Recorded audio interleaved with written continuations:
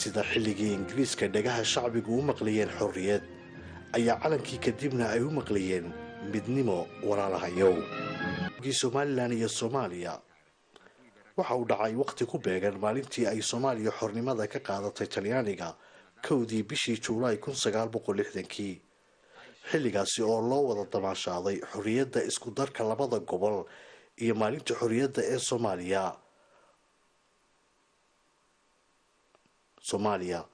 waxay ku jirtay 10 sano oo ay sii maamuleysay qaramada midoobay, taasoo ka dhalatay dalalkii ku jabay dagaalkii labaad ee dunida ee wadamadii ay gumaysan jireen la hoosgeeyay qaramada midoobay. waxay dhacay 60kii laba kelmadood oo qulan laguma soo koobi karo waxay u sababaha in ingiriis oo maxay ahayd brigadier minister ayaa wuxuu yidhi dabayl ayaa caalamka maraysa wixii wal ee hore u jiri jiray la bedelaysa, wind of change ayaa dhacay. marka 60kii waxaa joogay dabayshaas ayaa wax waday ra'yi baa laga hore u soo dhisnaan jiray walwaljeesha Soomaaliyeed hal isu geeyay oo ay ka timid shanta Soomaaliyeed waqti ingiriis uu haystay afar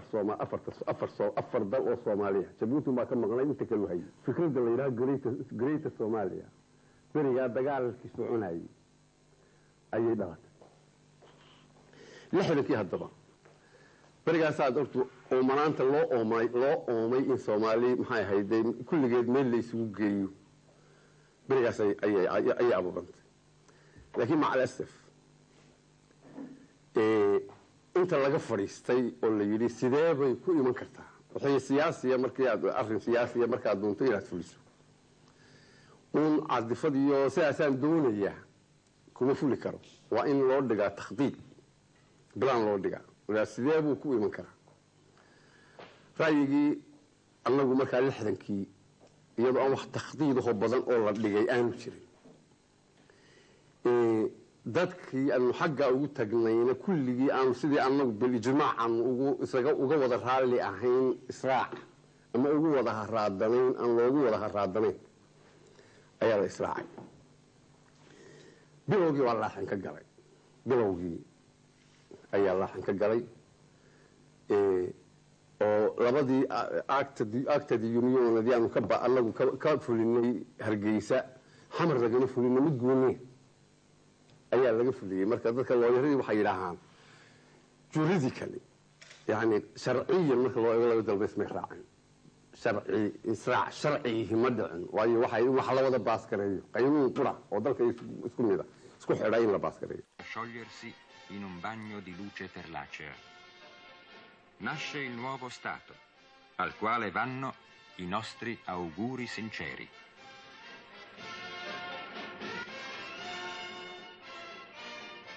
dowladdii u horeysay ee jamhuuriyaddii Soomaaliya ka curatay waxaa madaxweyne loo doortay Aadan Cabdulle Cusmaan, halka ra'iisul wasaare uu noqday Cabdirashiid Cali Sharmaarke. dowladdaasi Somalilan kama helin saami u qalma, waxaanay abuurtay xaaladaasi cadho xoog leh oo sababtay in saraakiil reer waqooyihii ay 1961kii isku dayaan inay inqilaab ka sameeyaan waqooyiga inkastoo aanu guulaysan. 9 sanadood ee labada dal israaceen niyad wanaagsan baa la isku raacay. waxaan anigu oran karaa niyad samidu in bila ayuun bay jirtay. niyadii iyo hamadii lala galay iyo rajadii laga qabay israacaas wanaagii laga rabay inuu keeno si muddo yaroo gaaban ayaa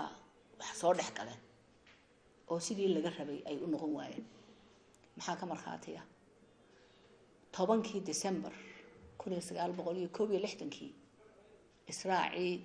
sanad iyo 5 bilood iyo badh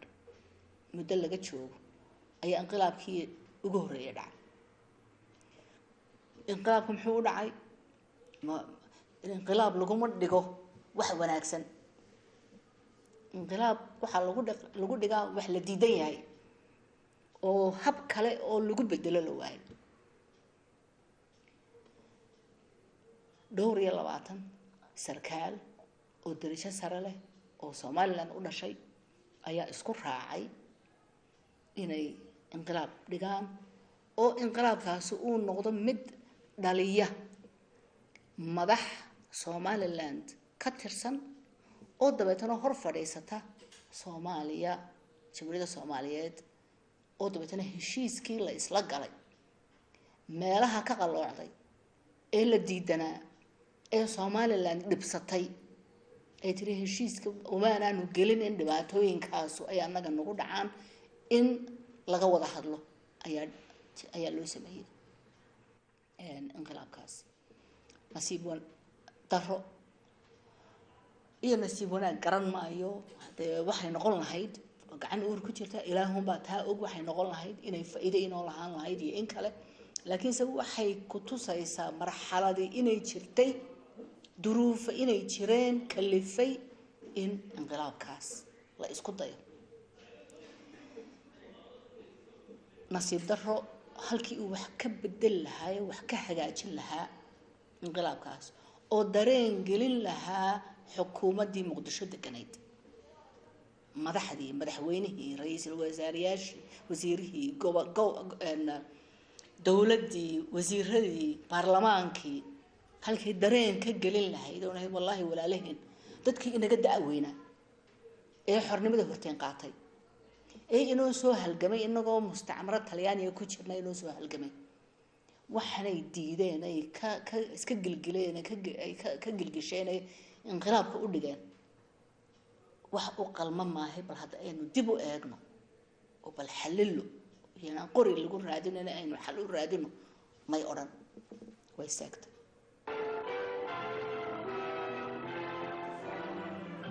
dowladda cusub ee Soomaaliyeed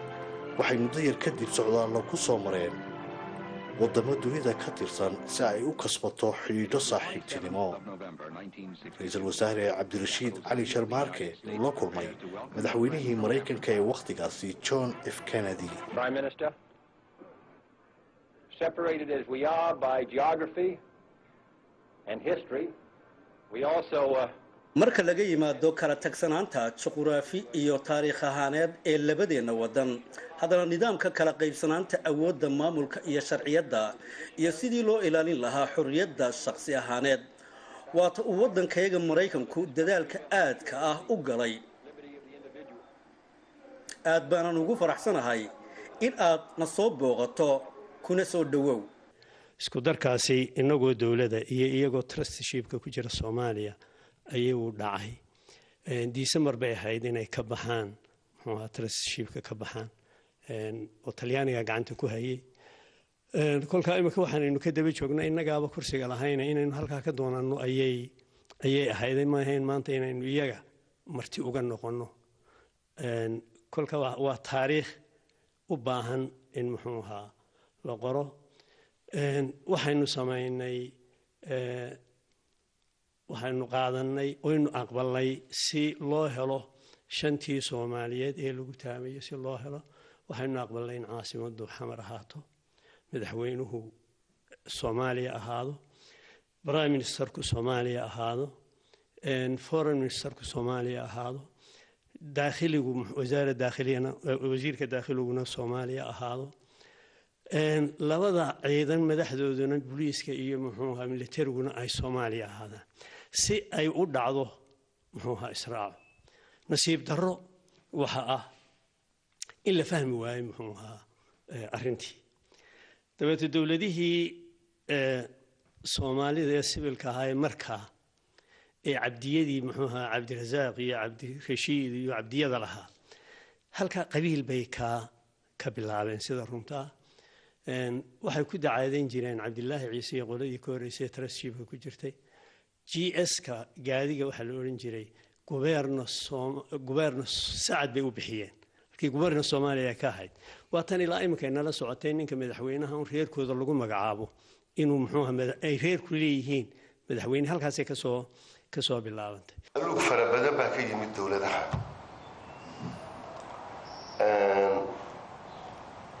mugdi farabadan baa dadkii ku abuurmay oo nayaayirkii ay dadku qabeen iyo rajadii ay qabeen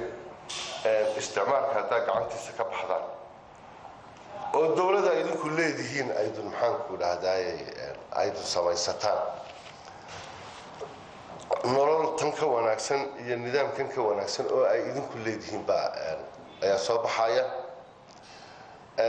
hogaamin xumo dowladaha ka soo baxay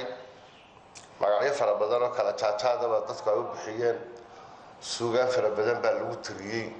dowladihii cawaaraa loo bixiyey waxyaalo fara badan oo kalea ka soo baxay musuq maasuq fara badan baa ka yimi qabiil nidaamkii dowladeed huwan baa ka yimi isnaac dadkii soomaaliyeed baa ka yimi 1967 waxaa Soomaaliya la doortay dowladdu madaxweyne ka yahay Cabdirashiid Cali Sharmaarke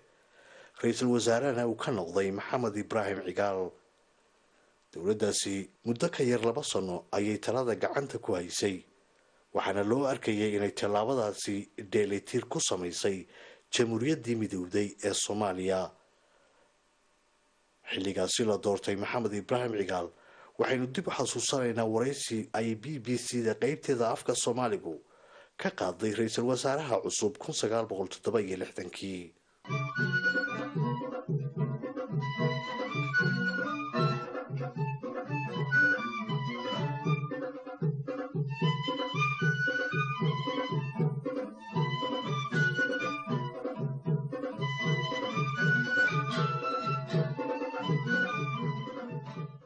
lixdii bishii Juulaay ee sanadkii 1967 madaxweyne Cabdirashiid Cali Sharmaake wuxuu jagada ra'iisul wasaaraha Jamhuuriyadda Soomaaliya u magacaabay Maxamed Xaaji Ibraahim Cigaal oo ka soo jeeday gobolada waqooyi ee Jamhuuriyadda Soomaaliya. Cigaal in laga dhigay ra'iisul wasaaraha dalku waxay dheelitir ka dhigtay labadii dhinac ee Jamhuuriyadda ku midoobay. Xaashiyaha sooyaalka siyaasadda Soomaaliya dadka rogragaana waxay isla qirsan yihiin in madaxweyne Sharmaake uu qaaday dhaba ku dayasho mudan. Horaantii bishii Juulaay ee isla sanadka Maxamed Xaaji Ibraahim Cigaal wuxuu soo dhisay golo wasiiro oo ka kooban 17 wasaaradood. Shaariciyada iyo goobaha lagu shaahay Muqdisho iyo golayaasha siyaasadda ee dalku waayaha waxa ku batay xanshashaqa iyo weydiinta ah baarlamaanku inuu ansixin doono wasiirada uu soo xushay Masar Cigaal. laanta afka Soomaaliga ee BBC-du waxa ay 1967 iyadoo aan weli la ansixin xukuumadda uu soo dhisay Masar Cigaal ay la yeelatay waraysi hadal ah. hadalka waraysiga ahna waxay ku weydiisay su'aalo ku aadan siyaasadda dalka uu ku hogaamin doono iyo in baarlamaanku uu ansixin doono xukuumaddiisa. hadalkii waraysiga ahaa ee Cismaan Badawi oo BBC-da ka tirsanaa uu la yeeshay Masar Cigaal wuxuu u dhacay sidaas. ra'iisul wasaare dowladdan cusub ee aad samaysay waxaa ugu weyn in wasaaraddii tiradeedii ay korodhay waqti dhaqaalihiina uu circiraayo miisaaniyadeennuna sanad kasta ay isdhinto ma kula tahay taasi danta waddanka inay wax tarayso? waxay ila tahay danta waddanka inay wax tarayso waayo sababtu waxay tahay waddanka sideennan dhaqaalihiisu xun yahay ama miisaaniyaddiisa cajsi ku jiro ee aanay iskeenin 2 siyood baa wax lagaga qabtaa. mid waxa weeye in dalka khidamaadkii dhexdiisa laga qaban jiray in la dhimo oo dhakhtarada la yareeyo bilayska la dhimo armiga la dhimo dawladda dadka u shaqeeya la dhimo oo sida miisaaniyaddii markaa la naaqisinayo la isku gaarsiiyo. sidaas waxa weeye si aan markaa dhaqaale ku kordhaynin wixii jiray unba wax la dhimay ayaa wax laga dhimayaa wax la kordhinayaa meeshii ma ay jiraan. waxay ila tahay inay tahay haddii aan Soomaaliya kelmad ugu baadho isnuugu dhaqaalihii waddanka isagu isnuugayo oo kale weeye. sida kale ee caalamku wax kaga qabto aniguna aan sidii kaga dayo waxa weeye in dalka wixii ka soo baxay la kordhiyo oo dadka sidii markaa waxay lagu kordhinayeen ay noqoto in dadkii shaqaalihii la ballaariyo oo dhul wax ka soo baxayaan markii la helo inta dadka shaqeeya loo sameeyo wax ka soo baxaan. oo mesela meeshii haddii ay lagu khasiro malyan shilin ay 4 malyan soo saarto markaa 3 malyan oo faa'iido ah ayaa meeshii ka soo baxay. marka aniga waxay la tahay waxa aan kordhiyay waxa waddanka faa'iido u keenayo oo taqaddum keenayo inay yihiin. ra'iisul wasaare ma kula tahay dowladdan aad samaysay inay heli doonto sawdkii kalsoonaanta?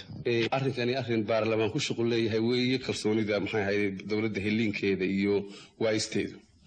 marka gacan rag kale wax ku jira waxay la tahay casnimo yar baa ku jirta haddii ay sasiisiyo oo la yidhaaho waa helaya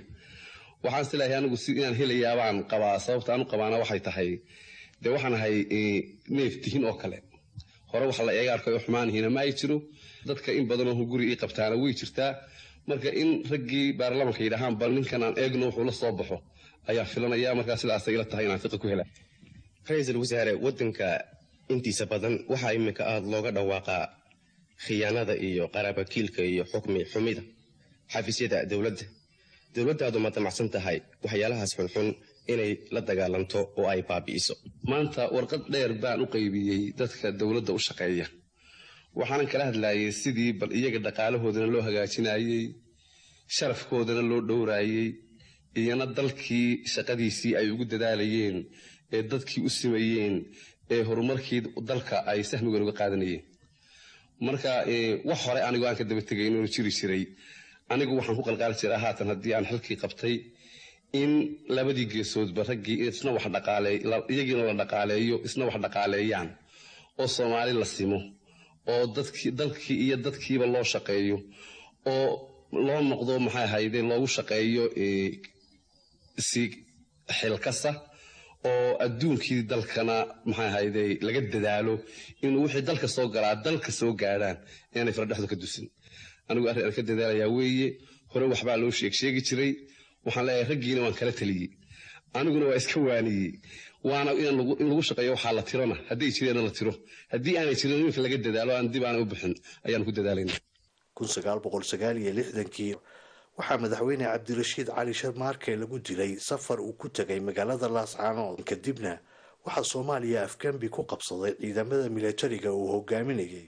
jenaraal maxamed siyaad siyaasiyiin iyo dad aqoon-yahana ayaa inqilaabkan u nisbeeyey dowladdii ruushka oo dana siyaasadeed ka lahayd soomaaliya wakhtigaas wakhti ka horreeyey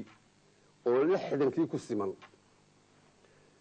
ayaa dad gacanta aynu gelinay inagoo isogeyn ama isla qab weyn oo soomaali way isla qab weyn tahay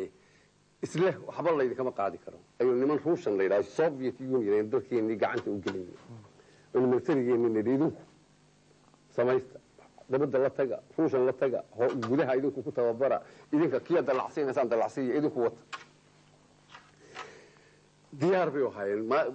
gooray dhacdaba inay ka horeyso 1969 inay ka horeyso ayay filayeen kolba waxay duruuftu tahayba 1969 bay timid sababta 1969 ku timiyay lagu dedejiyay ee cabdirashiid ku dhintayna waxay tahay markii aanu anagu meesha soo qalnay ayaanu lismaantani ku samaynayno furfuray waxa laala waxay xarkii lagu xoreeyay shuucu noogu xidhnaa ka gaarsiiyay haddaba intaanay dhammaynin waxaan dibadda idin tuurinayahay ruushan baa sameeyey saqaarkii maxamed siyaad ma sameeyey ruushan baa sameeyey maxay ahayd ayaa sameeyey bahalkii isagaana waxaa hore aad sheegaysana axsaabtii badnayd iyo waxayna kulli isagaa ka wada dambeeyey oo istiqraar dalku inuu helo aan marnaba doonin isagu ilaa uu gacanta ku qabto. When a head of state is assassinated, it is very rare that there is not a political motive or a political explanation, but it may be well below the surface. It may be obscured because of the interests of the parties or the importance of the parties concerned. It's easy to believe the current story that a demented soldier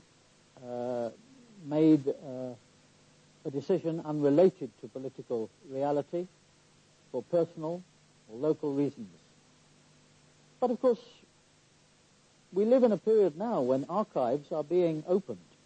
And there is little doubt in my mind that the opening, for example, of the KGB archives will reveal a greater... way yar tahay in la arko nin xukuumad u sarreeyo oo la dilay oo aanay ka dambayn dilkiisaasi dana siyaasadeed danahaasi oo muhiim noqon kara ururada siyaasadeed ee wakhtigaasi jira way fududahay in la rumaysto hadda in nin askari ah oo aan xiskiisu u dhamayn uu ku kaco talaabooyin amaba uu qaato go'aano aan waafaqsanayn waaqiciga siyaasadeed sababo shakhsi ahaaneed awgeed laakiin waxaa hadda dabcan la nool yahay waqti kaydadka daaha laga rogay si ay faahfaahin dheeraada noogaga soo gudbiyaan tusaale ahaan dokumentigii hay'adda sirdoonka ee ruushka ee KGB waxa ay soo bandhigtay dokumentiyo nuxurkooda uu iftiiminayay dhibaatooyinkii waddanka ka dhacay iyo doorkii uu ku lahaa Siyaad Barre inkasta oo aanay jirin hadda caddaymo adag oo arrinkaasi lagu sii dhigan karaa. taariikhda dayada goobjoog baan ahaa reediyo muqdisho ka shaqaynayay xamar baan joogay madaxweynuhu isagoo waqooyi ku soo maqan buu dhintay markii uu dhintay muddo yar dabadeedba inqilaabkii baa dhacay 21 Oktoobar buu maxamed siyaad bashar beesha qabsaday shacbigana wuxuu sii sheegay mooyaane wax ka wada raaliyaho u wada asoolan militariga ayuu u ekaa markii halkaa maraysay waxaa si cad oo bareera u soo baxay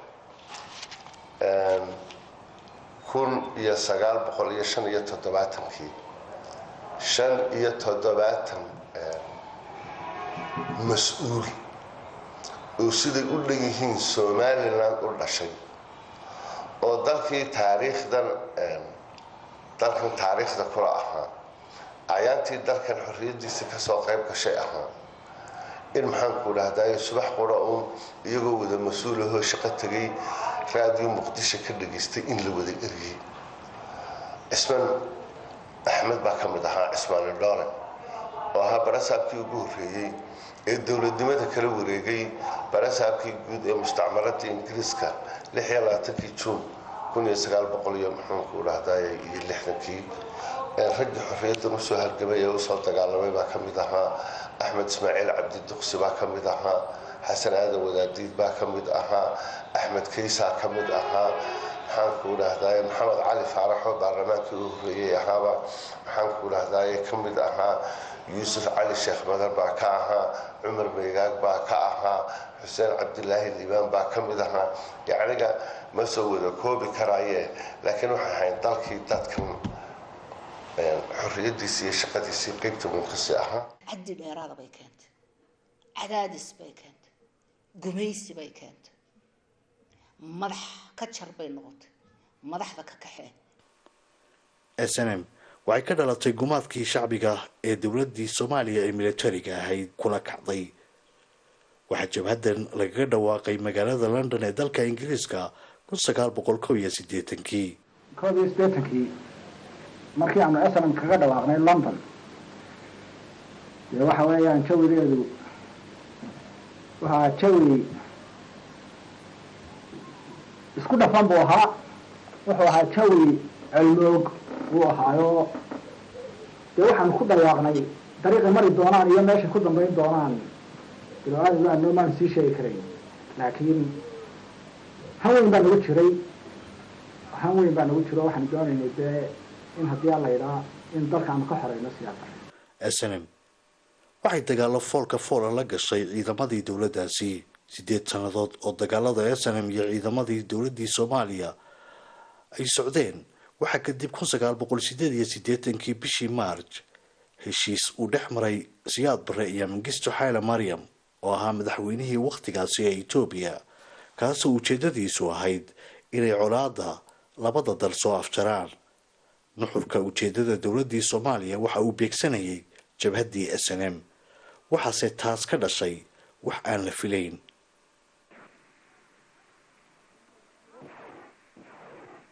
SNM waxay dagaal ku soo gashay 1988 bishii May magaalada Burco isla 31 May ee sanadkaasna Hargeysa iyo saldhigyadii muhiimka ahaa ee ciidamadii dowladdii Barre ay fadhiyeen gudoomiyihii SNM ee xilligaas Axmed Maxamed Maxamuud Silaanyo imikana ah madaxweynaha Somaliland waxa uu ka warramay waraysi marxaladda adag ee la soo daristay SNM dagaalka ugu weyn 1988 ka wuxuu ku dhashay ku yimid sheekadiisa waxaan arkaa meelo badan oo si khalad looga sheekeeyo oo fahan khalad laga bixiyo horta dagaalku wuxuu ku yimid oo aan ku qaaday 86 ayaa Siyaad Barre iyo Mengistu iyo ay ku heshiiyeen meesha la oran jiray shirka eegad la isugu tagay Djibouti ay ku heshiiyeen oo la yiri aan colaadda kala joogsano oo aan idaacadda kala joogsano oo aan dhibaato kala joogsano heshiiskaasi ma hirgelin waan arkay in khatarta soo socoto annagu markaa dagaalkaygu wuxuu habaysnaa saa sheegtay qaab gorillo oo aada u fidsan oo ciidamadu gudaha galaan oo jiid dheer oo gudaha iyo xuduudda dushoodaba ku baahsan oo ha kala faana horeeyano qaarba meela ku jireene ama haba guurguureene wuxuu ahaa dagaal aada iyo aada u baahsan oo ilaa dibad ilaa gudaha si walba sida ugu baahsana mu ahayn ciidamo rasmi ah oo meel keliya fadhiya oo mar qura wada duulaya ma ahayn markii 88kii ay Ethiopia ku ajburantay dagaal iyada gudaheeda ka socday oo lagaga adkaaday muxuu ahaay Eritrea lagaga adkaaday iyo dagaaladii waqooyi ka socday kale waqooyigooda ka socday lagaga adkaaday dawladii Mengistu oo ay jabadii isaga ku furay kuwan maanta dalkaasta ay kaga adkaadeen ayuu u baahday inuu ciidamadii raro ku baagnaa aagga Soomaalida waayo ciidamada Ethiopia ama waxay ka dagaalamayeen Eritrea iyo waqooyiga ama galbeedkaasi ka dagaalamayeen ama ciidamadooda intooda lixaadkooda wuxuu ku baagnaa jiidaha Soomaalidu degan tahay marka ciidamadii jiidaha Soomaalidu deganaabid buu u baahday inuu raro oo geeyo oo xagga Eritrea iyo dhinaca kale ee jabadu kala dagaalamayeen inuu geeyo ugu baahdo dabeedna siyaad barru waqtiga 88kii intuu ciidan u diray intuu dar u diray uu yidhi heshiiska aan kala saxeexno heshiiska aan kala saxeexno socodsiino fulin waana noo yeeray waana noo sheegay markaan aragnay xaalku soo socdo anaa isugu yeeray muxuu ahay wixii markaa dir raba ku sugnaa markiiba horta maalinta ugu darayd bay ahayd dunida iyo dadka ayaa baqashiyay waxaan anaga halgankayagu uu soconaya haddii ay dowladihii iyagu ay heshiiyeen heshiiskooda iyagu u yaalaa balse inta ay taagan tahay dhibaatadii ummadda iyo dalka iyaga haysatay oo taanu ka halgamayna ka dagaalamayna taa ay tahay si aanu dagaalkaa ku joojin karnaa ma jirto marka Mengistu miyuu ka codsaday inaydun wadanka ka baxdaan naguma codsana wuu ka bixis maaha wuxuu nagu amray nagana codsaday naguna amray inaanu ciidamadeedii la soo noqon sidii heshiisku ahaa oo 15 kilomitir dib u soo celino waayo waxay ciidamadu qolaba 15 kilomitir ay gudahooda dib u qaadaan oo celiyaan oo xariyihii xuduud ahaa iyo saldhigyada xuduud ahaa ee labada ciidamada dawladdu soo fadhiyeen ee xariyihii minuu ku xareysnaa balaa ku xareysnaa adadka in dib loo ceshay noqotay marka anagu waxa noo muuqatay faa'iido ah dhinaca faa'iidada isbaqiiq u ahayd way dariiq kale noo furan baan jirin oo noloma ogolaan inaan dagaalano dariiq kale noo furan marka waxa weeye aniga Mengistu u tagay wafti inta ka haystay markii horena sii diyaariyay oo intaan hore u sii diray dad badan idin ciidamadeeni u diyaariyay inay dagaal galaan waxa in ciidamadii firiqsana intaanu aaga bari iyo aaga galbeed ka kala dhigno Maka iyo Madiina la oran jiray ciidanna aan isugu geynay meesha la yiraahdo isugu geynay kaba qorri ciidanna aan isugu geynay ay ka soo baxayeen meeshii la oran jiray eega ahayd laba barood baan ku soo ururino 15 kilomitir dib soo noqono dabeedna marka ciidamada siyaad barre noqdaan ee xariyii minuu ku xirasanaayeen dhufaysadooda ee ka baxaan kuwan Ethiopia inaga guuraan ama ay soo noqdaan meeshii oo cidlaan aan cidi inaga daadaynin aynu ku dhufano oo gallo oo saas ay noogu hawl yar si kale inuu yeelana garamayno ko Mengistu u tagay anigu iyo wafti aan wataa Mengistu toos u wada hadalay waxaan ciidamadeedii sida nagu amartay waanu soo celinaynaa laakiin waxaan doonayaa ciidan ilaa 1500 ilaa waxoogay aan geliyo gudaha si ay u ilaashaan dadkii reer miyiga ah iyo tuulooyinka iyagoo dharcada waxaan doonayaa waxoogay shidaal ay siiso waxoogay dhaqaale ay siiso iyo waxaan ciidamada ku soo rarlaa intaasi aad iyo aad buu ixtiraami jiray uu iga yeelay intiiba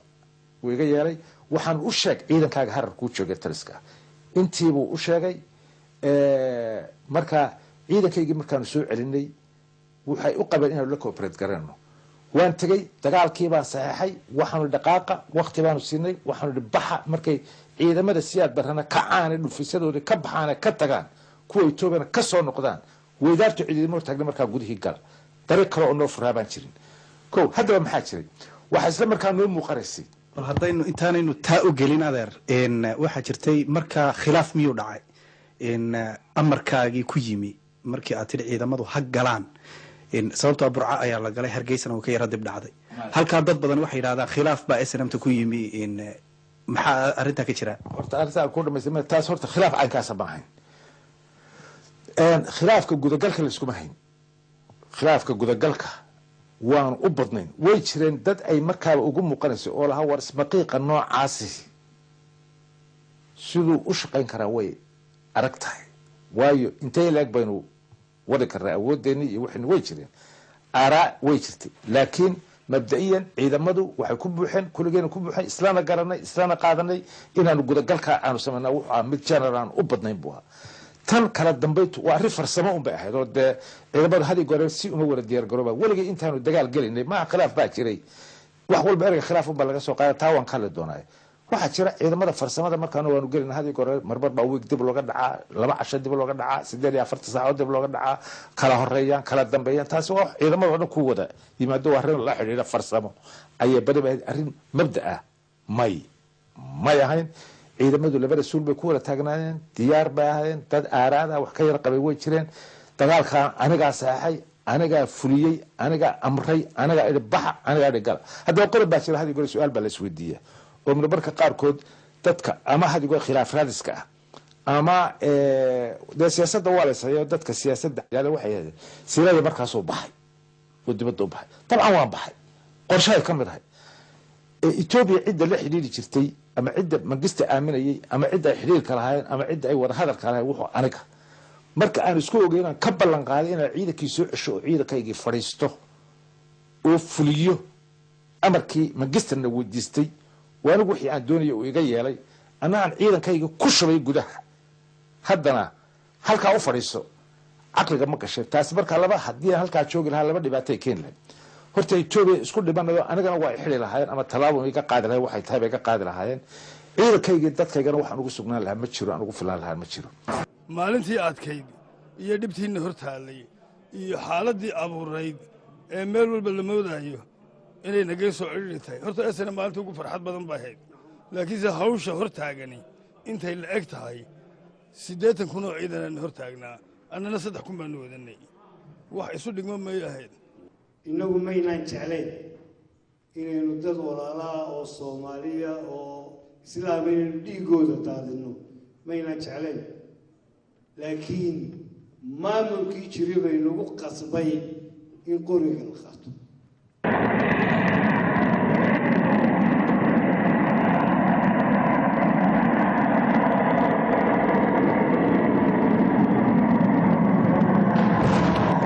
dagaaladan waxay dowladdu madaafiic iyo diyaarado la beegsatay shacbigii magaalooyinka ku noolaa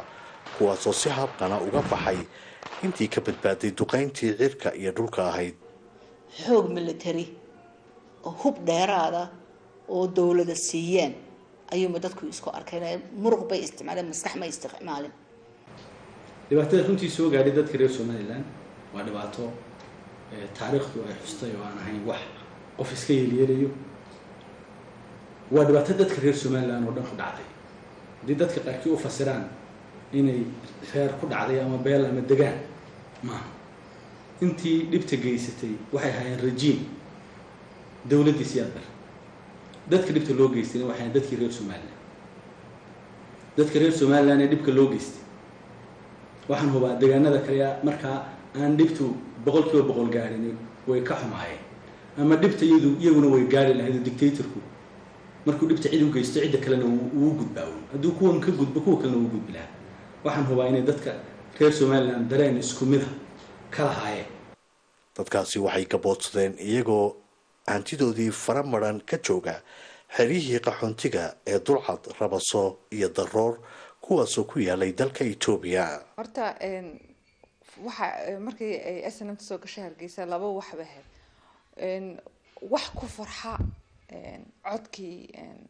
qoriga mujtamaci marka Hargeysa deganaa baa jiray aad baa loogu farxsanaa inay SNM soo gashay oo waa la mushaharaday because waxa la moodayay in xornimadu ku lagu helayo wax waqti dhow marka aabahayo hooyaday iyo aniga ayaa joogay markaas iyo laba caruur walaalnahay waxa dhacday marka aabahay inuu yiri de waa la xiroobayaa maxaynu ka qaxaynaa isku joogeynaa marka intii badneed horta 12 cisho baan ku jirnay Hargeysa oo de bamku ka qarxayo adeen biyihii iyo raashinkii wixii markaa iska go'een waxay qasab noqotay in la qaxo marka waanu lugaynay waxaan ka baxnay xagga imika la yiraahdo suuqa gobonimo idaacadan dul marnay biyaha Shiinaha laakiin intaanan halka gaadhin maanta waxay maalintii ugu horeysay meyd arko aan ku dhaafnay dariiqyada dad meedo muxuu dagaalka wax ku dhintay laakiin intaasoo dhan haddana dadku farxad baa ku jirtay in xornimadii dhowdahay la iska xoreynayay dowladii Siyaad Barre sidaasaan ku qaxnay qixii waxaan ahayn dadkii ugu dambeeyay ee Itoobiya gala waxaanu Hargeysa duleedkeeda fadhinay 2 bilood intii dagaalku socday oo dhan laakiin 2 qaybood baa jirtay dadka marka dagaalka ku jiray dhalinyaro ay u badnaayeen haween iyo rag iyo dumar bale oo dumarku inta badan dhaawaca raashinka karinaysid waxaas shaqo ku lahaayeen marmarka qaarkoodna ma Hargeysa oo waxa la oran jiray ay xagga soo saareen dhinaca kale airportka agtiisa BM na la oran jiray mar oo dadkii u bixiyeen hamleey waa soundkiisi marka aqal waxaad moodaysaa in aqal loola eeganayay in moogtay la burburiyo wadanka taa waxa u dheeray diyaaradihii markaanu qaxnayno deesnidi malaha meel madfici ka yara fog baa tagteen diyaaradihiiba dadkii ka daba yimid waxaan goobjoog ka ahayn inay nagu soo weerartay anayo meel la yiraahdo diyaaraddu oo waabkan deganayna waabkii ku xigay ilmo Maxamed Good caruurtoodii qaar ku dhinteen xaaskii Maxamed Good ay ku dhaawacantay oo iyo dad ciida ka badan waan xasuustaa in la isu yaacay oo gaari lagu guray oo la geeyay geedka deeblo markaa ay dhakhtarriyo waxaasi joogeen markaad muddo ku jirtid waxaasi waxay ku noqonayaan wax caadi ah hebel baad maanta arkaysa berito la isagoo lagu sido go badan hebel waa xabadii baa la tagtay laakiin si waxay ahayd meel haddana aabahayba mar yidhi waxaa nagu dhacday balaayo laga raaliyahay dagaaladu waxay ka sii socdeen gudaha iyo duleedka magaalooyinka 2 sano oo dambe 1991 waxay ciidamadii SNM si buuxda u qabsadeen fariisimooyinkii ciidamadii taliskii militariga ahaa ee Soomaaliya amarka ay ciidamadu qabeen marka horeba wuxuu ahaa inaan dadka rayidka ee loo soo galay aan wax la yeelin oo aan maaragtay dhibaato loo geysan cidda la isay wuxuuna ahayd dowladdii iyo xukuumaddii iyo ciidamadii ay ku adeegsanayso marka si fiican ay taas u dhacday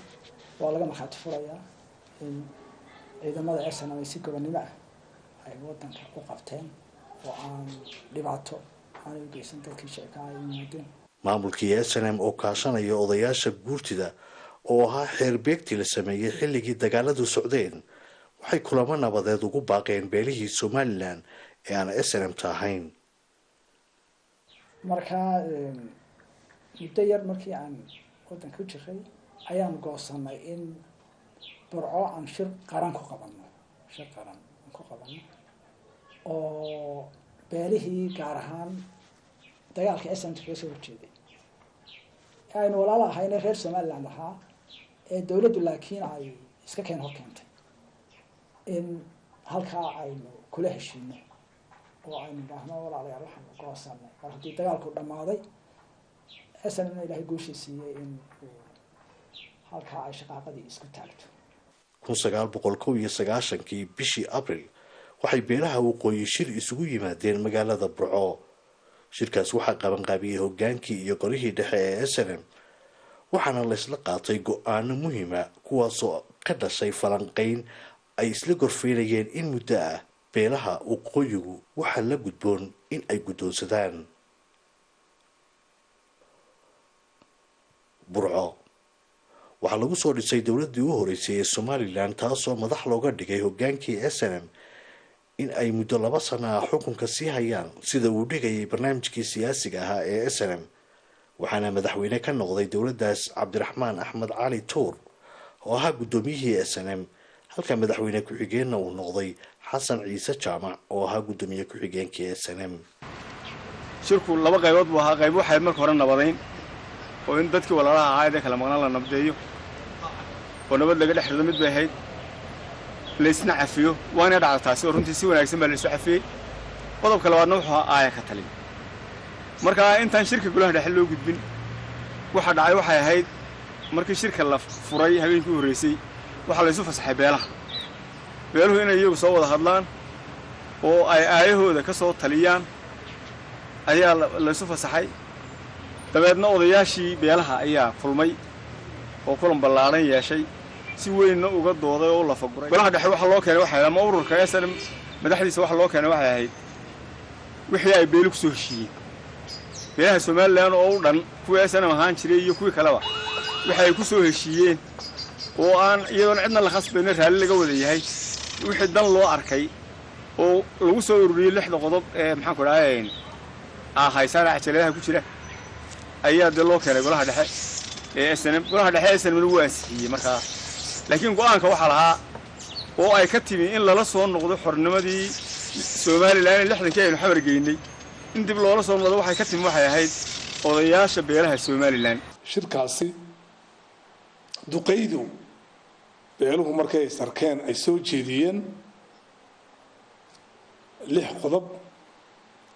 oo ka mid ahaa go'aansitaaga jumhuriyadda Soomaaliland la soo noqoshada madax bannaanidii jumhuriyadda Soomaaliland in nabadeyntii la sii daadajiyo oo siiba gobollada Sanaag iyo nabadeynta la gaarsiiyo ayaa lagu gaaray dibadna golihii dhexe SNM baa ugu fadhiistoo sharciyeeyey sidaas 18 bisha May lagu taagay calankii jumhuriyadda Soomaaliland halkaas ayaana go'aankaasi lagu endorse gareeyay sadla socotaan dee Somali National Movement buu ahaa laakiin doonista shacbiga ayaa khasabtay in wax laga bedelo markaa aragtiyihii ay siyaasiyiintu ku kala duwanaayeen dabcan halkaasaa lagu dhisay xukuumaddii u horeysay ee Cabdiraxmaan Allah u naxariistee ka madax ahaa ugu muhiimsanayd waxay ahayd heshiisiintii iyo nabadeyntii beelaha kow dadkaanay ka timi dadkaa dantoodii waxay u arkeen colaadii inaanay sii wadin in laga heshiiyo mar haddii buqcadda ilaahay nagu wada beeray Soomaaliland la isku yeeran jiray inaynu heshiis gallo nabadeed tolliimo horta dadkay ka timi golihii dhexe wuu caawinayay waana u xalaalayay siday ku timi waa dadkay ka soo goday sidana lama ahaadeen bogaadinteeda iyo ammaanteedaba runtii beelihii odayaashii waxgaradka ahaa ee beelaha ay isu yimi bay ahayd wax adduunka ka qaalisan nabadi ma jirto horumar la gaadhi karaana ma jiro haddaan nabad la gaadhin oo nabad la helin halka aynu ka bilownay ummadda Soomaaliland ka bilowdana meeshii sax ahayd bay ahayd intaan dowladda la dhisan intaan durbaano kale la garaacin burco markii la isugu yimid alxamdulilaahi rabbil caalamiin waana ka soo qayb galay nabadeynta burcaan joogay xilligii Soomaaliland lagu dhawaaqayay burcaan joogay intaanan siyaasad iyo waxba gelin laba kasta labadii beelood oo meel wada deganaa iyo labadii kala fogaa oo turxaana dhex martayba wax iyagiiba horta la isku fasaxo la yiri soo heshiiyey waa caadada Soomaalida markii ay waxyaabaha qaar ku heshiin waayeen qasab waxa noqotay in lagu xoojiyo dad nabadeed oo kale oo beelaha dhaqankoodana wax ka garanaya shakhsiyaadka meesha joogana wati garanaya baa loo diray oo lagu xoojiyay dabadeedna iyadoo xamaasadii jabtay ummaddu heshiis tahay baa shirkii la furay markii wax yar calo ama beel in yar tirsato ama la yidhaa gaari baa halkaa inama iska yaryaroo daydayihii toga ka heleen shirka albaabadaa loo xidhaayay waxaa la hormarinayay shir iska socdo oo sirarka dee dibadaha hadda lagu qabto oo dabadeedna ajandaha loo sameeyaan ajandaha absaan labada cajo lagu soo gorfeynayo ma ahayn shirku shir furan nabadda shirkeedu taariikh ma leh maalin la furo aad adigu xadidi kartaa ma jirto iyada isxadidaysa haddaanayba kuu xulmin wakti ku saamaxaya iyo caqliga garasho ku ogolaanaysaa inaad tira wayga dhammaaday waktigii raashinkii baa go'ay mishanalowskii yaraa oo la bixinayay baa go'ay waxaa oo dhammi xaggaa ma sarrifmaan dowladdaas ayaa hogaaminaysay SNM kumay guulaysan in wax la taaban karo ay qabato taasoo ay sabab u ahayd khilaaf soo kala dhex galay SNM-ta arrimahaasi waxay cirka ku laaleen xasiloonida iyadoo dagaalo siyaasadeysani ay ka dhaceen deegaano kala duwan taasina waxay sii fogaysay rajadii laga qabay deganaanshaha dal burburay dhammaantiis islamarkaana miinada iyo walxaha qarxa ay daadsan yihiin dhulka bannaan guryaha dumay iyo waddooyinkaba maalin walbana wax lala yaabo may ahayn inaad qarax maqasho beri dambaa la qaybsamay oo khusuusan golihii dhexe qaybsamay golaha dhexe qaybsamay baa dhibaatadan abuuray sida markaa loogu baahday si mar dambe haddana labakaclayn loo sameeyo snmta nafteedii waxaanu inkastoo aanu isqabanay waxaanu garanay inaanu xilkii aanu sii hayn lahayn iska wareejino odayaasha iyo waxgaradka ku wareejino iyagu mar kale ay howlgalaan odayaasha guurtida somalilan waxay nabadda u soo mareen jid aada u dhibaato badnaa waxayna abaabuleen shirar lagu wada hadalsiinayo beelihii isku dhacay islamarkaana nabadda salka loogu dhigayo taasina may fududayn marka loo eego caqabadaha hor yaalay oo ka xoog badnaa awooddooda weli nabaddu may iman waana la wada fadhiyey wakhtiyo badan si xal looga gaadho khilaafyada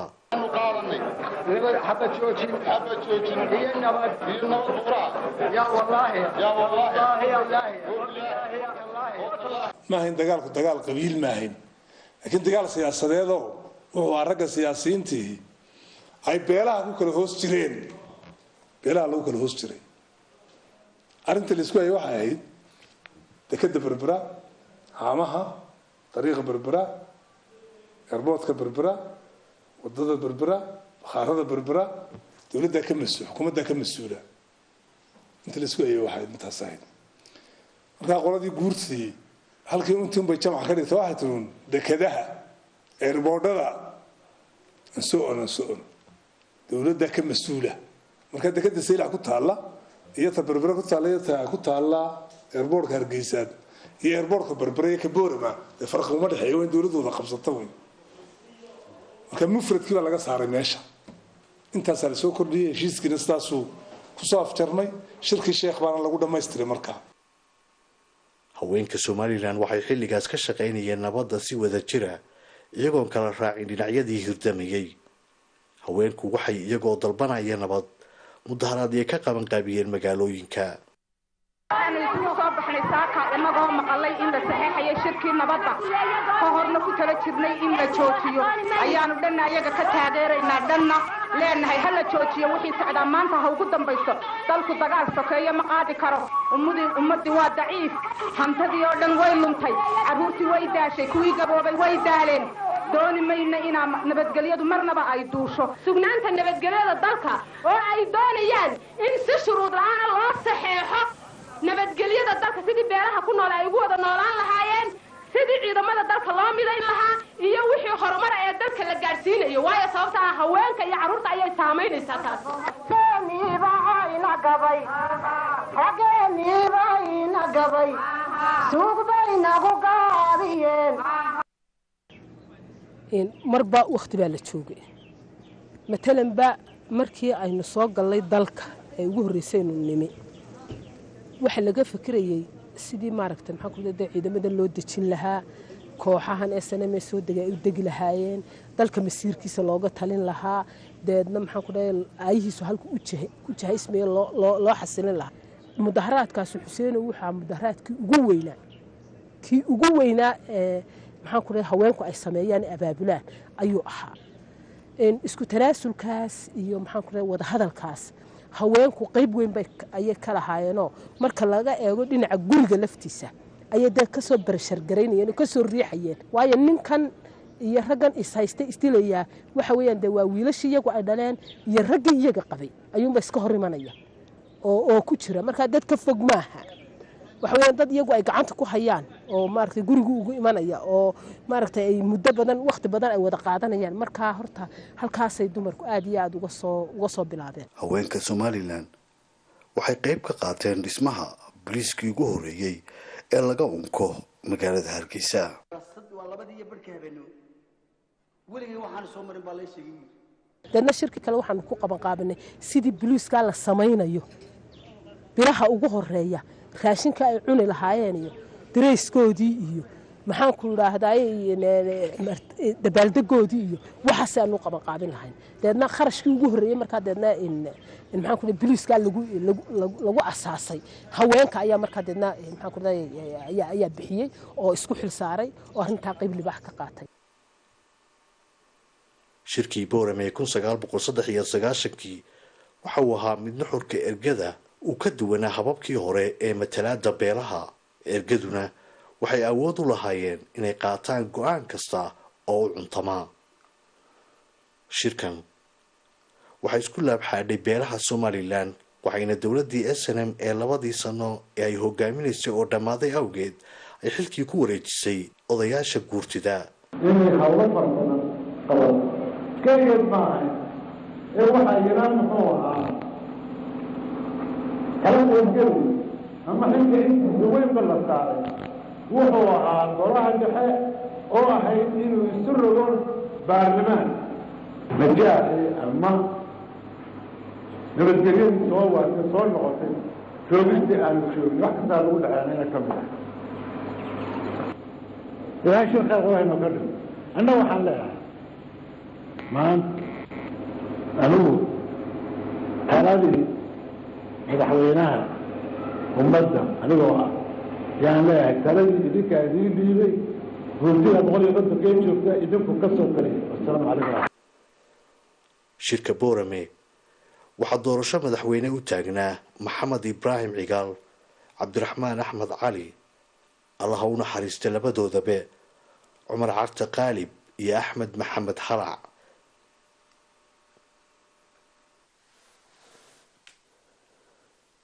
ergada shirku waxay si buuxda ugu doorteen madaxweyne allah u naxariistay maxamed xaaji ibraahim cigaal madaxweyne ku-xigeenna waxaa loo doortay cabdiraxmaan cali faarax dalkan taariikh baa laga qorin doona hadday qoran tahay oo taalla qaaraan dhalan maanta oo dhabarkeenna ku jira oo aan midna cidna u axanayo ayaa qori doona taariikhda boog dahaba ayuu cabdiraxmaan ku yeelan doona lib waxaa ugu filan bay ila tahay dowladdii cabdiraxmaan iyo dowladdiisa inaynu maanta dalkii oo mid oo calala aan waxa kala cararayn oon kala ordaynin ee mid qura inaanu maanta ugu nimin oo ay noo dhiibeen ugu wareejiyeen anigu libka weyn oon ku tilmaamay raama garan People of Somaliland realized that they're not going to wait for anybody. They're not going to wait for international community. That they're going to go ahead and build their own societies, their own homes, their own lives. They went ahead and just began to work. No aid, no assistance of any shape. They went ahead and built their own homes, their own community. The city you see at the present time is built by the people and people power, people resource. The private sector, it's thriving, it's moving. That's what it's getting the government going, the public going. You see the peace. It's really dadka reer Somaliland waxay go'aansadeen in ayna cidna sugin oo aanay sugin beesha caalamka ay hor u sii socdaan oo ay wadankooda dhisi doonaan oo ay bulshadooda iyo noloshoodaba dhisi doonaan waanay dhaqaaqeen iyagoo aan taageero dhaqaale iyo mid kale cid shisheeye ka helin waxaan arkaysaan maanta in magaalooyinka ay dadku dhisanayaan oo iyagu iswadaan sidaasina ay dawladuna ku socotaa oo dadka wada waxa kale oo arkaysaan nabadda maanta taale Somaliland ay tahay taa ay ku faanto waxaan aaminsanahay in cid maanta nabadda Somaliland taala kama sheegata oo shisheeye aanay jirin waxaan xasuustaa shirweynihii Boorama ee dadku halkaas aanay fadhiin maalmo balse bilo ay fadhiyeen iyagoo oo ka faaloonayay isla markaana faaqaday xaajooyinkii yaalay iyadoo marka ay hawl ku adkaatana haddana ay lahaayeen warayna hawsha mar kale ka dhigano oo dhinac kale aynu ka eegno time was not European time. It was African time. It was Somaliland time. waqtiguna ma uu ahayn kii reer Yurub waxa uu ahaa kii Afrikaanka kii reer Somaliland si ay khilaafaadkooda u xaliyaan shirkaasi Soomaalidu waxay maqashay Somaliland ba beeray ku shirtayo dowladda dawlad ku dhistayo aynkaasoo way maqlaanuun laakiin wax weeye dadka isku tagay ma ahayn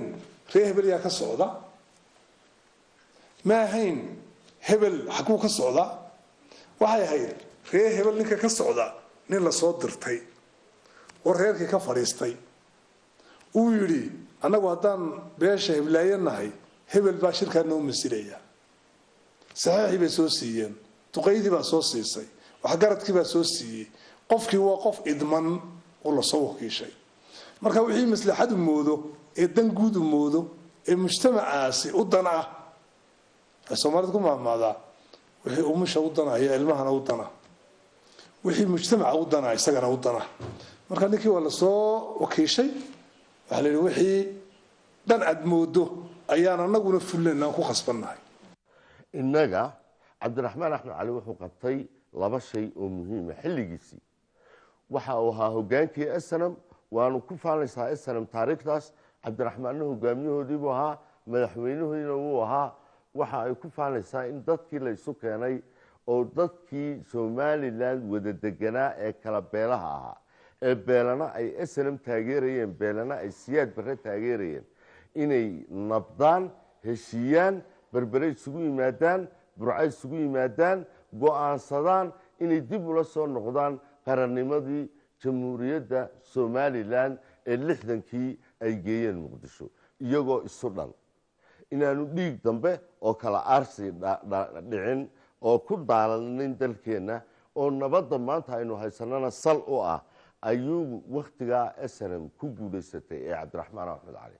waxaa kaloo ku guulaysteen inay boorame taladii ku wareejiyaan markii wakhtigooda dhammaaday oo aanay maalin ku darsanin ee ay ku wareejiyaan golaha guurtidii markaa joogtay dabadeetana boorame lagu doorto maxamed ibraahim cigaal ilaahay naxariistii jannaha ka waraabiya labadaba madaxweynaha la soo doortay waxa uu soo dhisay golihiisii dowladdii madaxweyne cigaal waxay qaaday tallaabadii ugu muhiimsanayd oo ahayd in hubka dhigis iyo qaramayn ciidanka ah la sameeyo cutubyadii u horreeyey oo wata baabuurta gaashaaman ee tiknikada iyo madaafiic ayaa la isugu keenay garoonka kubadda cagta ee hargeysa stadium halkaas waxaa ku sugnaa madaxweyne cigaal xubno ka tirsan dowladda saraakiisha ciidamada iyo bulshada hargeysa ku nool oo dareenkoodu uu soo dhoweeyey tallaabadan guutooyin badan ayaa halka lagu qaran oo guutadii sultaankani inoo dhiibay ay u horreysay oo xeer baa markaa baarlamanka iyo dowladduba ay u dhigtay qaramaynta guutooyinkii xeer baa loo dhigay xeerkaasi waxaa goobtaa inay yimaadaan oo halkaa hortiinna inta la soo tubo ay ku dhiibaan waxay dhiseen qaankoodana halkaa kaga mid noqdaan oo ka soo galaan xerada ayaynu isku ogeen xeerka inoo yiilay ciidankii qaranka nohoo haysta qalabkoogii qabiiliyo inaanan matalin qoliya reertoonna oon qootominay somalilan qaynuunkiiyo xeerka qaladkii u baydhabaa inaan qorta jebinayno waa miday bulshaadu noo qirtoon qaladi ka tagnayne waa qadiyaadano gaarka iyo qabwadaniyede dalkayaga nu qiimaynaynaa quruxu yeeshaay waxaa samaysmay ciidamo tababar iyo anshax dhis loo sameeyey oo somalilan gobolladeeda oo dhan matalaya ciidankaas waxaa loo bixiyey ciidamada qaranka somalilan dowladdii madaxweyne cigaal waxay taabagelisay lacag somalilan u gaara oo bedeshay lacagtii giimbaarta ee soomaaliya lacagtaasi wakhti yar waxay si weyn uga hirgashay magaalooyinka waaweyn qaarkood ilaahay maxamed xaaji ibraahim cigaal haba naxariisto innagana haynooga daba naxariisto naxariista waynoo wada baahannahay waxaa yaalaha sansaanka lagu garto xukuumad waxaa ka mida waxa weeye marka xukuumadii ay samaysato lacag waa waxa ka dhigaya qaran inuu yahay state wax la yidhaahdo ama ummad iyo dal ka dhigaya waxaa kaloo ka mida waxa weye marka ciidanka gaarka ah ee dowlad xukuumaddaasu ay leedahay oo national armiga uu soo raaco oo lacagta la samaysto waxaa ka mid administrationka systemka dhan ee wada socday ee dowladnimo marka lacagtii la sameeyey ee somalilan tahay waxay naga dhigtay dee qaran muuqda iyo dowlad muuqato inaynu noqono 1994 ayaa la daabacay noolkii ugu horreeyay ee Somaliland shilinka ahaa oo uu soo daabacday dowladda xilliga jirtay Maxamed Xaaji Ibrahim Cigaal isla markaana uu saxay Allah yarxamo Maxamuud Xaaji Cumar Askar Barre oo markaa gudoomiye ka ahaa dhibaatooyin jiray maxaan ku dhahdaa dagaalo yar yar oo jiray waddanka ka jiray awgeed banku waxa uu ku koobnaa min Berbera ilaa iyo Boorama markii uu dhamaaday qaalaasi waddanka ka jiray waxa markiiba loo gudbay 1997 waxaa dhacday inuu banku baahay uu dalka ku fiday oo Burco laga furay laan oo Laascaanood laga furay 99 laan ilaa imika oo aan anagu xilka markii aanu la wareegaynin dhammaan dalka Somaliland min Laascaanood ilaa Saylac banka dhexe Somaliland uu ka shaqeeyo waxa runtii jiritaanka Somaliland uu ku saleysnaa mar walba inay calaamad u tahay nabadgelyadu oo ay tahay goob nabdoon waxa runtii qarannimada la aasaasay qaran leh xuduud oo xuduudiisa sugantoo la yaqaano ahayd xuduudii uu ka tagay gumaystuhu waxa lagu aasaasay qaranka Somaliland lagu aasaasay calan aan qarsoonayno calankana waxa Somaliland lagu aasaasay ay leedahay ciidankii qaranka xilliga la isu keenay oo ciidan qaran oo xuduudaheeda ilaaliya awoodna wali inuu qarannimada ilaaliyo difaaco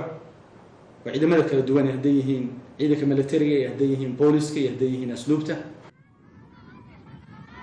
dowladdii madaxweyne Cigaal waxay samaysay passport u gaara Somaliland shirweynihii saddexaad ee ku kulmaan beelaha Somaliland ayaa 1997 lagu qabtay magaalada Hargeysa shirweynahan waxaa lagu dooranayay hoggaanka cusub ee waddanka maadaama waqtigii ka dhamaaday dowladda waxaa u kala sharaxnaa madaxweyne Suleymaan Maxamuud Aadan Maxamed Xaaji Ibrahim Cigaal iyo Maxamed Xaashi Cilmi ergada shirku waxay madaxweyne iyo madaxweyne ku-xigeen u doorteen Maxamed Ibrahim Cigaal iyo Daahir Riyaale Kaahin waxay ahayd markii labaad ee madaxweyne Cigaal la doorto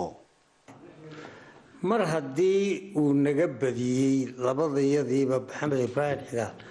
inaanu go'aankii shirweynaha qaadano ku dhaqanno si saxana oo niyadsamina u qaadano baa ka muhiim ahaa sidaasuu ku aflaxay weynaha Somaliland adigoo sigay waqtigaasi oo mar dambe inaad soo sharaxdaabay ahay misleeday ma waan qanacsanahayo mar haddaan orday oo layga badiyey markii dambe inaan ka fadhiisto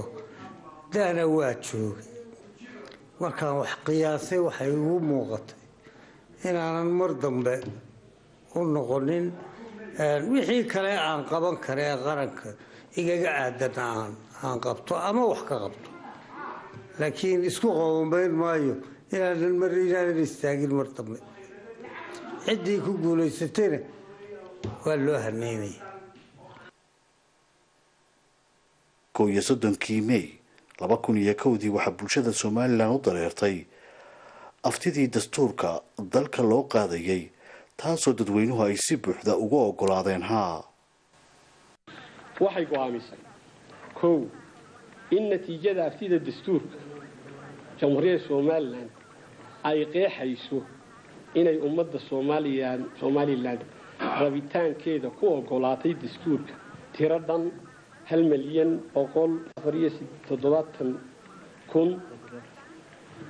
1,470,940 oo cod una dhiganta 97%. dastuurka muddo ka hor ayay faafintiisu ka socotay dalka si loo wada fahmo qodobada uu ka kooban yahay madaxweyne Cigaal waxaa dastuurka kadib uu dalka kaga dhawaaqay nidaamka xisbiyada badan loo gudbiya ahdaaftii oo ah dadkii aynu aqoon jiray wixii 69kii ka horreeyay ahdaaftii aynu aqoon jiray oo weliba 69kii wixii ilaa maanta wixii aynu soo marnay lagu faa'iidadii aynu iyo waayo aragnimadii aynu soo qaadanay lagu daraayo oo aan kii markaa 60kii iyo maxay hayday waxay jiri jiray hashii iyo awrkii aan ahayn hashii iyo nirigtii aan ahayn oo magacun qabiil oo la maydhaamay aan ahayn xisbi asli ah. waxaa muddo kadibna uu shaaciyey ururkii u horreeyey ee siyaasi ah. ururkaas waxaa la odhan jiray ururka dimuqraadiga ummadda bahuday udub. waxaa ku soo biiray ururkaasi ururka UCID.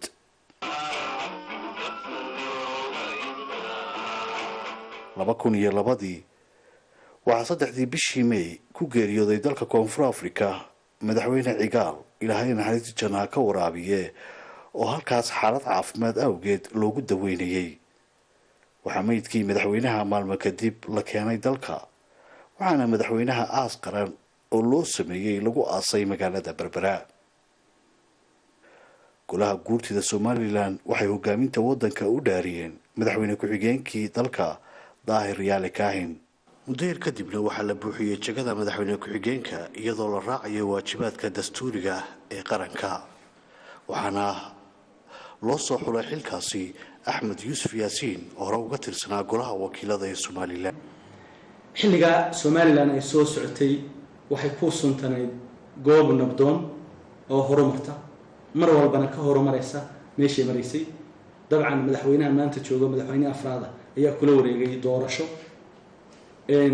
xor oo xalaal kula wareegay sida ay afarta jaranjaro u soo martay ugana horeysay jaranjaradii shanaad ee hore 1960gii ayay Somaliland ku soo gaadhay xilliga. waxa runtii jiritaanka Somaliland ku saleysnaa mar walba inay calaamad u tahay nabadgelyadu oo ay tahay goob nabdoon. waxay Somaliland leedahay nidaam dawladeed ama haykalkii nidaam hay'adaha dawliga oo la soo doortay oo public soo doortay ama bulshadu soo dooratay. cid kastoo isweydiinaysa Somaliland jiritaankeedu asaaskaas uu ku jira. waxay leedahay dastuur sidaan hore u sheegay bulshadu codaysay, waxaana leedahay 100 sharci wax ku dhow xeer wax ku dhow oo kala tilmaamaya heerarka kala duwan ee dawladnimo iyo horumar iyo nolol iyo waxbarasho iyo kala duwan iyo cadaaladeed oo qaranku leeyahay. maxamed ibraahim cigaal isagana waxaa hortaalay su'aal kale oo qaaliya, qiimaheeda leh, waqtigeeda leh, duruufteeda leh, waqti adagna qaadatay, kos badanna tagtay. su-aashaasi waxa weeye si hubkii sida looga dhigayo dadkii waa la nabadeeyey, qaranna waa lagu dhawaaqay, laakiin dowladnimo ma dhisna, mana jirto. sidee meeshii dowlad looga dhigayaa, dadkiina qorigii looga ururinaya? maxamed ibraahim cigaalla xafaysiinta inuu xafiisye ka dhigo oo xafiisaynta iyo dowladeynta waa uu ku guulaystay. wuxuu ku guulaystay dastuur la sameeyo, wuxuu ku guulaystay in dalku lacag yeesho, wuxuu ku guulaystay in dadkiina qoriga laga ururiyo, waxa uu ku guulaystay inay Somaliland maanta taagan markaasi ay seeskeedii qotomiyo. karawana dushisi haddaan ku dabshiida waayo darhalkaadu leedahay haddanaan dayrin xeeradaada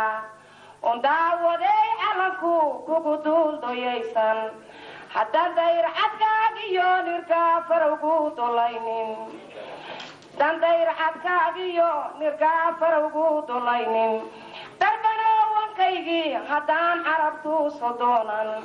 basiinka ku dadan haddaan riga daari waayo onaan dahabka kuwaasan iyo dhimantaa u daadin dunidaba dhammanteed haddaan ka dulbaadi waayo cadow iyo ninkuu daran haddaan wada daaway waayo. kulmiye, UCID, udub, hormood, asad iyo sahan. ururadani waxay ku tartameen doorashadii u horeysay ee golayaasha deegaanada oo 15kii bishii Disembar ee sanadkii 2002 ka dhacday Somaliland. tartankan ururada guuleysta waa kuwa noqon doona 3 xisbi ee dastuurku jideeyay ee dalka ka jiri doona, waxaana doorashada ku guuleystay ururada udub, kulmiye iyo UCID oo noqday xisbiyada Somaliland. doorashadani waxay ahayd mid ku cusub bulshada sababtoo ah wax fikrada buuxda kama haysan badi. waxaase lagu baraarugay loolanka xooggan ee siyaasadda 2003 oo doorashada madaxtooyadu ka dhacday Somaliland. run bay noqotay inaanu rumaysan weyno kombiyuutarku kuwuu soo saaray. doorashadaas waxaa madaxweyne loogu doortay daahir yaale kaahin, madaxweyne ku-xigeenna Axmed Yuusuf Yaasiin, waxaanay noqdeen hogaankii ugu horreeyay ee Somaliland ee lasoo doorto.